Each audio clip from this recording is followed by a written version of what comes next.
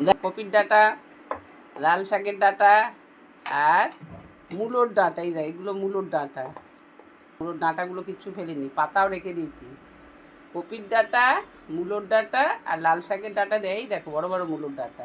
এইগুলো দিয়ে একটা চচ্চড়ি করব, রুটি ভাত সব কিছু দিয়েই খেতে পারবে তোমরা।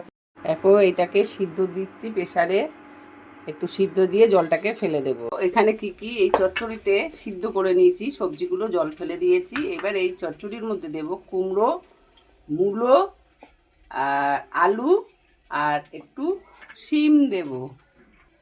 এই যে শিমটা একটু নষ্ট হয়ে যাচ্ছিলো বলে একটু ভাপে করে রেখে দিয়েছি। আর এই বড়ি, এইগুলো দিয়ে তরকারি হবে।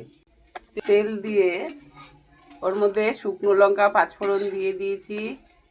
এবারে সবজিগুলোকে ভাজতে দিয়ে দেবো। সবজিগুলো ভাজতে দিয়ে দেবো, বড়িগুলো আমি ভাজবো আলাদা পাত্রে, একটা ভেজে নেবো বড়িগুলো।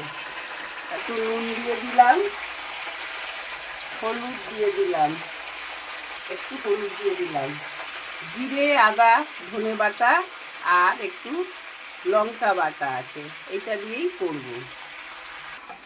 দেখো হাফ ভাজা হয়ে গেছে, কতটা সবজি কতটুকু হয়ে গেছে। এর মধ্যে এই মশলাটা আমি দিয়ে দিলাম। এবার মশলাটা দিয়ে একটু ভেজে নেব।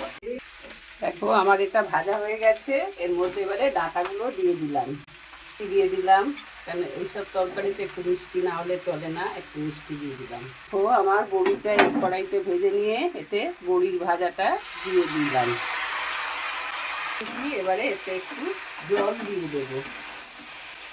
দেখো জল দিয়ে দিয়েছি, আমার তরকারিটা ফুটছে, জলটা টানিয়ে নামিয়ে দেব।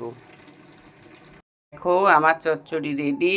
তোমাদের কেমন লাগলো আমার এই পাঁচমিশালি তরকারি দিয়ে, 3 রকম ডাঁটা দিয়ে এই তরকারিটা?